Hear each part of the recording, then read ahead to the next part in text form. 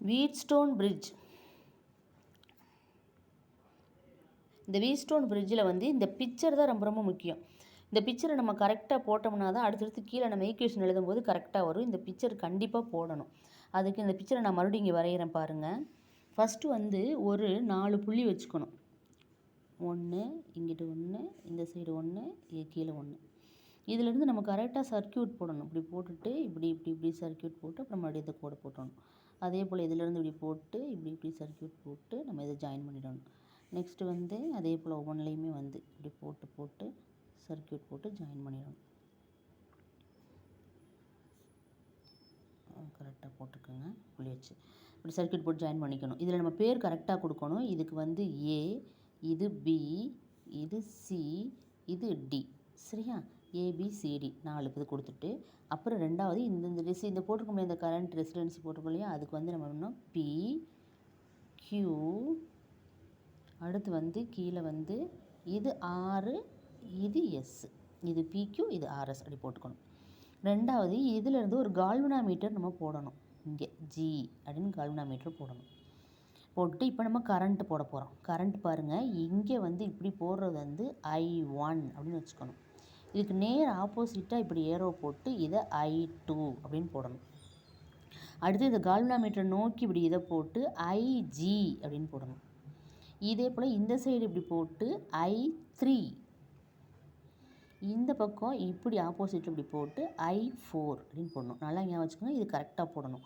இது கரெக்டாக போட்டால் தான் நம்மளுக்கு கரெக்டாக வந்து இப்போ எழுதும்போது ஈக்குவேஷன் எழுதும்போது கரெக்டாக வரும். மேல் நோக்கி இந்த ஏரோ போட்டு I1, கீழ் நோக்கி ஏரோ போட்டு I2 போட்டுறணும். இந்த கால்வனாமீட்டர் நோக்கி ஏரோ போட்டு IGன்னு போடணும். இந்த பக்கம் அதே போல் இந்த பக்கம் போட்டு I3ன்னு போடணும். இதை இப்படி போட்டு I4ன்னு போடணும். சரியா? அதுக்கப்புறம் வந்து இதிலேருந்து இப்படி போட்டு நம்ம இது ஒரு பேட்டரியில் போய் நம்ம ஒரு கனெக்ட் பண்ணிடணும். இதை நம்ம பேட்டரியோட இப்படி கனெக்ட் பண்ணிடணும். இந்த அது வந்து இப்படி கீழ் நோக்கி போட்டு ஐன்னு எழுதணும். இங்கே வந்து மேல் நோக்கி போட்டு ஐன்னு எழுதணும்.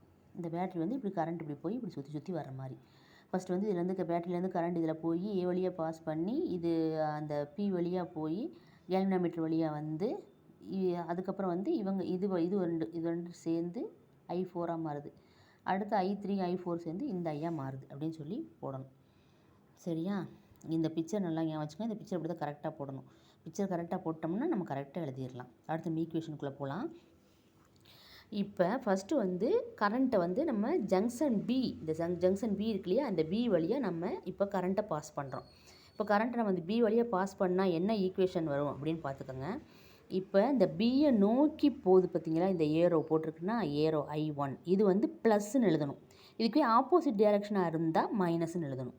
ஞாபகம் வச்சுக்கோங்க. அப்போ இப்போ எலக்ட்ரிக் வந்து ஜங்ஷன் வந்து கரண்ட்டு போகுதுங்கிறனால இந்த I1 வந்து ப்ளஸ்ஸு, இது நோக்கி I இருந்தால் அப்படி போகுதா. அடுத்து பியிலேருந்து போகிற அந்த கரண்ட் வந்து ஆப்போசிட்டாக போகும்போது என்ன எழுதுகிறோம், -IG. அடுத்து இந்த பியிலேருந்து வெளியே போகிற கரண்ட் பாருங்கள், எப்படி போகுது, வெளியே போச்சுன்னா மைனஸ். சரியா? உள்ளே நோக்கி போச்சுன்னா அது ப்ளஸ் அப்படிங்க வச்சுக்கோங்க. இப்போ இது வந்து உள்நோக்கி பியை நோக்கி போகுது, அப்போ ப்ளஸ் I1 போட்டிருக்கோம். இது வந்து வெளியே நோக்கி போகுது, பியை விட்டு வெளியே போகுது, அப்போ IG. இந்த பியை விட்டு வெளியே போகுது I3, அப்போ மைனஸ் போட்டிருக்கோம் பாருங்கள். இப்போ +I1 -IG -I3 equal to இது 3 இது பண்ணோம்னா 0. இது ஈக்குவேஷன் 1ன்னு வச்சுக்கணும். அடுத்து ஜங்ஷன் டி எடுத்துக்குவோம். இந்த டி வழியாக கரண்ட் போனால், இப்போ இந்த டி வழியாக கரண்ட் போகுது அப்படின்னா எது போகுதுன்னா I2 போகுது பாருங்கள், ப்ளஸில் போகுது I2. அப்போ +I2. அடுத்து ஜியும் வந்து ஐஜியும் வந்து டியை நோக்கி வருது, அப்போ அது +IG. ஆனால் I4ங்கிறது டியை விட்டு வெளியே போகுது, அப்போ -I4. இவங்க 3 பேர் சேர்ந்து ஈக்குவல் டு 0. ஈக்குவேஷன் 2ன்னு எடுத்துக்கணும். அடுத்து வந்து அந்த KVL அப்படின்னா அந்த கால்ஃபெல்ட்ஸ் லான்னு இருக்கு இல்லையா, அவங்களுடைய வோல்டேஜ் லாவை வச்சு க்ளோஸ்டு பேத் அப்படின்னு போட்டு ஒரு ஈக்குவேஷன் நம்ம எழுதணும். இதுலையே க்ளோஸ்டு பேத் ஈக்குவேஷன் எப்படின்னா ஏபி டிஏ, அதாவது க்ளோஸ்டு பேத்துனா எதில் ஸ்டார்ட் பண்ணுறோமோ அதுலேயே முடிச்சிடணும். இந்த ஏலேருந்து பி வழியாக போய் டியிலேருந்து ஏ வழியாக போய் கரண்ட்டு நிற்கிது, அதுக்கு ஒரு ஈக்குவேஷன் எழுதுங்க அப்படின்னு சொல்லணும்.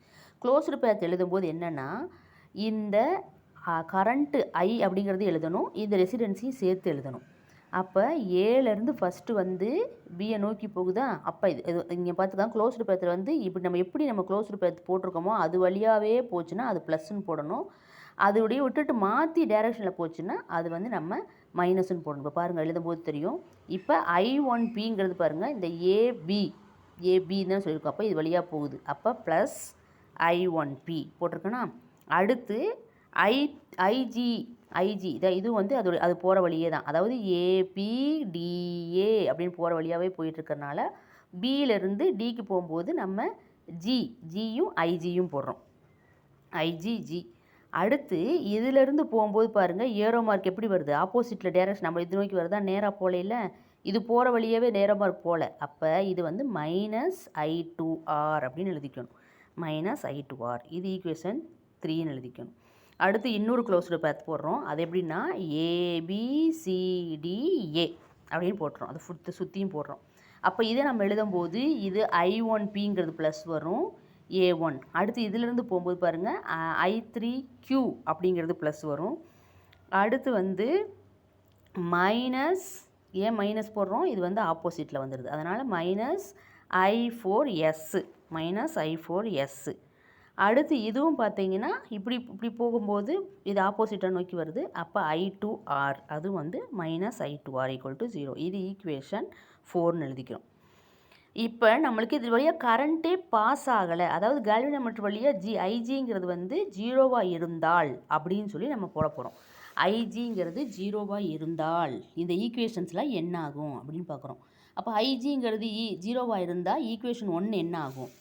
இப்போ இங்கே போய் ஈக்குவேஷன் 1ல் போய் ஐஜிங்கிற இடத்துல 0 போட்டோம்னா நம்மளுக்கு I1 - I3 = 0ன்னு கிடைக்கும். அப்போ I1 = I3ன்னு எழுதலாம் இல்லையா? இந்த -I3ங்கிறது இங்கிட்டு போயிடுச்சுன்னா, அதாவது ஈக்குவேஷன் 1 என்ன ஆகும்னா I1 - I3 = 0ன்னு இருக்கும். இந்த I3 அங்கிட்டு கொண்டு போயிட்டோம்னா I1 = I3 ஆயிடும். இது ஈக்குவேஷன் 5ன்னு வச்சுக்கணும். அதே போல் ஐஜி = 0ன்னு ஈக்குவேஷன் 2ல் போய் சப்ஸ்டிட் பண்ணுவோம்.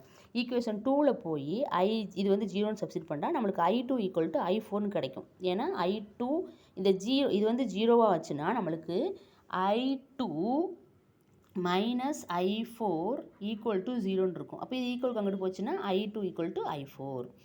அடுத்து ஐஜி = 0 ஈக்குவேஷன் 3ல் போய் போடுறோம். ஈக்குவேஷன் 3ல் போய் நம்ம ஐஜிங்கிறது 0ன்னு போட்டிங்கன்னா I1P - I2Rன்னு கிடைக்கும். I1P - I2R = 0ன்னு கிடைக்கும். இது வந்து ஈக்குவலுக்கு அங்கிட்டு போச்சுன்னா I1P = I2R. I1P = I2R வந்துச்சு. அதே போல் ஈக்குவேஷன் 7ல் போய் சப்ஸ்டிட் பண்ணோம்னா I23Q = I4Sன்னு கிடைக்கும். இப்போ நம்மளுக்கு என்ன பண்ணுறோம் அப்படின்னா இவங்க 2 பேரையும் டிவைட் பண்ணுறோம். Equation 8 / equation 7. அப்போ I3Q/I4 தான் இது டிவைடட் பை இது டிவைடட் பை இதுன்னு எழுதுகிறோம். எழுதிட்டு இதெல்லாம் ஏன் கேன்சல் பண்ணுறோன்னா இங்கே பாருங்கள் I3 I1 ஈக்குவல்னு சொல்லியிருக்காங்க. அப்போ நம்ம 2 கேன்சல் பண்ணிடலாம். அதே போல் I4ம் I2ம் 1ன்னு சொல்லியிருக்காங்க. அதனால் 2 கேன்சல் பண்ணலாம். அப்போ நம்மளுக்கு QP/SRன்னு கிடைக்குது. நம்ம தலையிலாக போட்டுக்கலாம். அப்போ PQ/RS இதான் balanced equation of Wheatstone bridge. ஓகேவா?